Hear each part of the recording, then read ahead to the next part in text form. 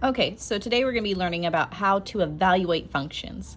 And the essential question is, why would we evaluate a function? So again, this should be something that's familiar for you, but in case you didn't know, we're going to relearn it. So function notation is really just this f of x. And so we read it as f of x. It looks like f with some parentheses and x inside of it. And that's just the name of the function. It's nothing it's not like you're solving for x in here. This is just how we name it. Okay, it represents an equation. And 2x plus 1, that's the actual function. That's the equation. That's the formula that we're going to use to predict things. And so in this expression, we would read it as f of x equals 2x plus 1. Okay, so just some examples on how we would deal with this. I'm going to go ahead and highlight function notation since that's important. We're going to just evaluate f of x equals 2x plus 1 by plugging in the values and solving. So an easy example, if I have 2 star plus 1, then what I'm going to do is wherever I see an x, I'm going to replace it with star, because here I took the x and I replaced it with star. So if f of x equals 2x plus 1, where I have an x in this equation, I'm going to replace it with star. So 2 parentheses star plus 1. And this pen is dying, which is annoying. It's a brand new pen. So taking the star part, I'm going to put the star on the inside of the equation. 2 star plus 1. Again, I put it inside parentheses to show the multiplication. And then if I actually perform that operation, I'm going to get just 2 star plus 1. Because remember, the parentheses, unless I'm actually going to be multiplying, don't mean anything. It just means to multiply. So 2x or 2 star is the same thing as 2 parentheses star. This is just more simplified. So this would be my solution. This would be evaluating for when x is star. So let's go to the next one. This time, wherever I see an x, I'm going to replace it with 0. So 2 parentheses plus 1. And again, this time, I'm going to go ahead and put 0 inside of the parentheses. Now this time I am actually going to do the multiplication. 2 times 0 is a number. It is 0. So now I get 0 plus 1. And 0 plus 1 is just 1. So my answer is 1. Okay, let's go ahead and try f of 2. And if you feel comfortable, go ahead and try doing it by yourself. So you might already be able to do this by yourself, which is awesome. So 2 plus 1. I just like to write the bones first. I'm going to put 2 inside of the parentheses. And I'm going to compute that operation, 2 times 2 plus 1. Well, 2 times 2 is 4. And 4 plus 1 is going to be 5.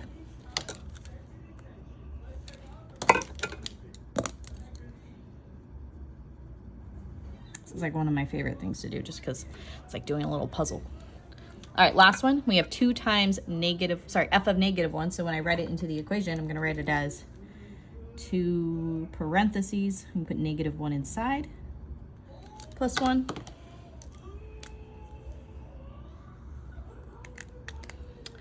Two times negative 1 is negative 2. So now I have negative 2 plus 1.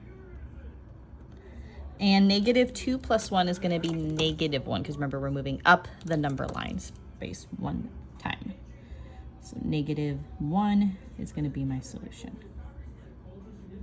All right, so that's just kind of a quick example on how we would do that. So now let's go ahead. We have a bigger equation that we're going to be working with. Now we're working with h of x equals negative 3x squared plus 3x minus 1.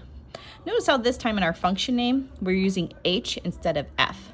That's because, again, this is the name of the function. So again, it's not going to be super crazy. It's not making this an h isn't going to change how we do the problem. We're still going to do it the same way. So just like what we did up here, where we replaced all of the x's with the number inside of the parentheses. We're going to do that here as well. So wherever I see an x, notice that that's in 2 different spots, I'm going to replace it with the number in the parentheses. So for the first one, I'm going to go ahead and replace that x here for x squared and the x here for 3x with 2. So I like to start by just rewriting the whole equation. But again, of course, well, that's because that's gray, that's why that's not working. Sorry, talking to myself.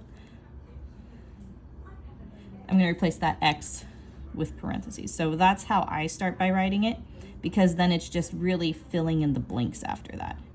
It makes organizing it easier for me. So let's start. Put 2 in there. Now here, it's going to be important that we follow PEMDAS, order of operations, right? So this 2, I'm not going to do -3 times 2 first. I'm actually going to do 2 squared first. And 2 squared is 4 because it's 2 times itself 2 times, which happens to be the same thing as 2 times 2, right? But remember, if it was 3 squared, it'd be 9. It's going to be different. Actually, we're going to get down there in a second. 3 times 2 is 6. And then I have -1. All right, so not quite done yet. I still have to do this -3 times 4. Again, all I did was apply the 2 into the parentheses and then did the first order of operations, or the one that was closest. So changing color, -3 times 4 is -12. So now I have -12 plus 6 minus 1. And if I do that addition from left to right, -12 plus 6 is -6. And then -6 minus 1 is going to yield -7. Don't like that red. So what happens when you have too many pens, guys? You just start running into colors you don't like, and then you avoid them at all costs. So my answer is -7. Okay? Hopefully, again, that makes sense. -12 plus 6, -6 minus 1 is -7. All right, now we're going to go ahead and evaluate for h of 0. Same process, replacing all of those x's with 0. And again, if you feel like you're comfortable with this, I encourage you to try doing these on your own, pausing the video, and then checking your work.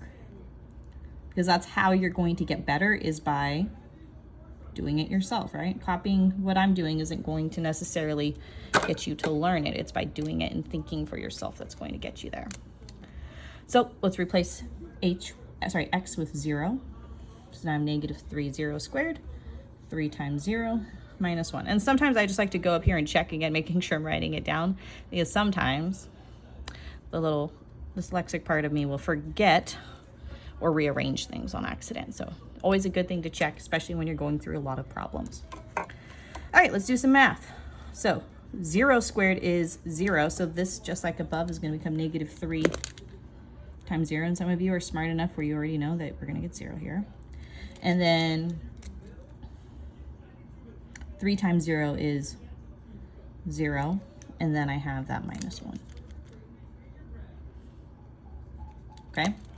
So let's do the last bit of math. -3 times 0 is 0. Plus 0 minus 1. And look what you think. We're going to go ahead and get, for our solution, just -1. Remember, -1 is going to be the same thing as -1. All right, so if you got -1 for your answer, good job. Right? You're doing math correctly. Okay. Last one for this little bit. We got h of -3. So the reason why I want to do negative numbers they always mess us up. Same process, though. We're going to go ahead and plug in negative numbers. It's when we go ahead and go into doing the math, I want to make sure that we're paying attention to signs and, again, order of operations. So -3 squared plus 3 times the number minus 1. And let's go ahead, let's plug in -3. Okay. Let's apply the exponent. So when I have -3 squared, this is the same thing. I'm going to actually make a little note. This is the same thing. -3 squared is the same thing as -3 times -3. Now, -3 times -3 is +9. Okay, and the reason why it's +9 is because a negative times a negative is a positive. And then obviously 3 times 3 is 9.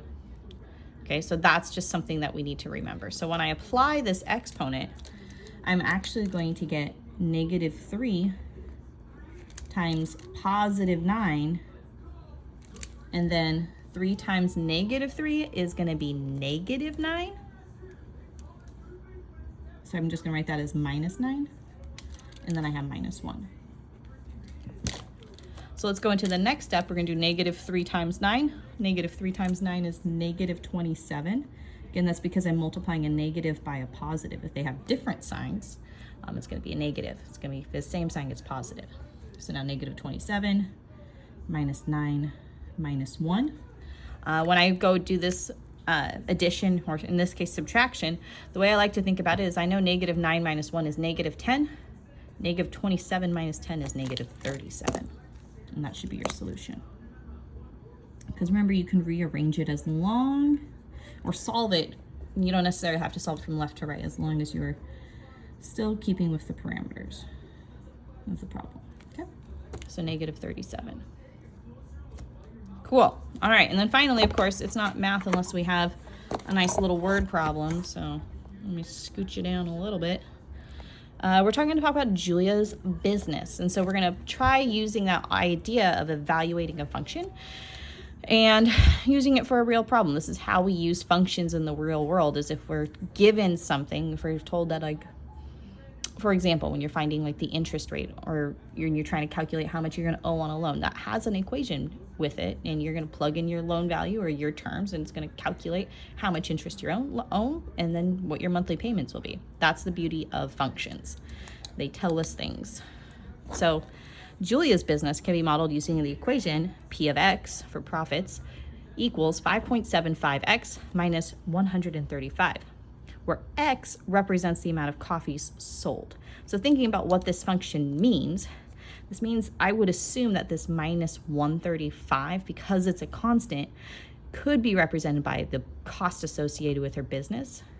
X represents the number of coffees, which means 5.75 must represent the amount, the cost of each coffee, right? Or the profit that she's making off of each coffee, or how much she's selling each coffee for.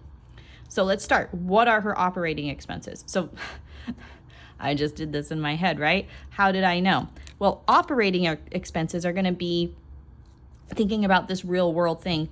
Operating expenses occur when X is 0. And the reason why it occurs when X is 0 is that operating expenses are expenses you have before you even sell coffee. So if you haven't sold coffee yet, you've sold 0 coffees. So let's go ahead and say solve. We're going to evaluate for F of 0, okay? And so if I'm evaluating for F of 0, that means I'm going to do 5.75 times 0. I'm going to put it in red so it really stands out there, minus 135. Okay, that's F of 0. That's going to give me 0 minus 135, which is negative 135, which just means that it's $135, right? Because she put negative, even though it's a negative number, you're like, wait, she can't have negative money. She can, because she put money into her business. This is money that she has spent on her business. It's $135.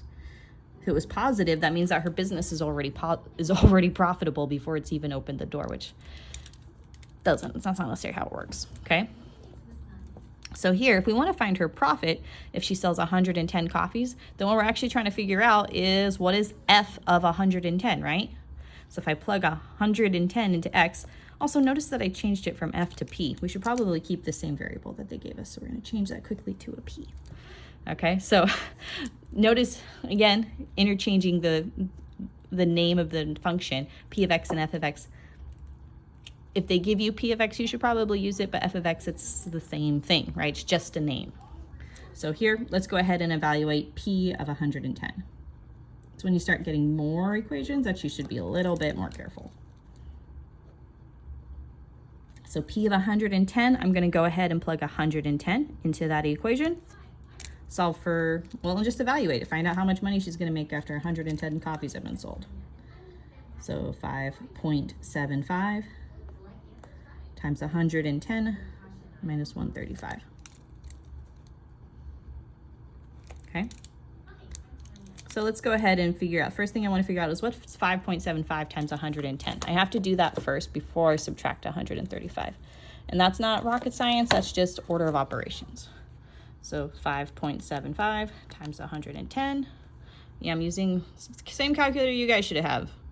Okay, so 5.75 times 110, I get 632.5. So that means here I have 632.5 minus 135. So the way you can think about this is that she has made $632.50 in sale. And then I just need to evaluate that. So then what's that minus her cost? We know her operating expenses are 135. Well, we're gonna get 497.50.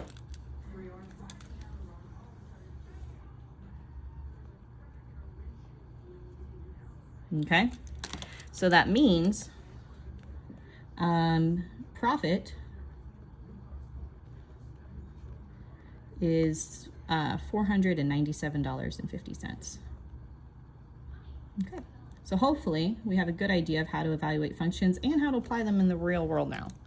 Okay, so go ahead, if you have time, which you should have time, go ahead and write a summary for today's notes. What did you learn about functions and how do we use them to solve problems? Again, if you have any questions, make sure you bring them to class tomorrow.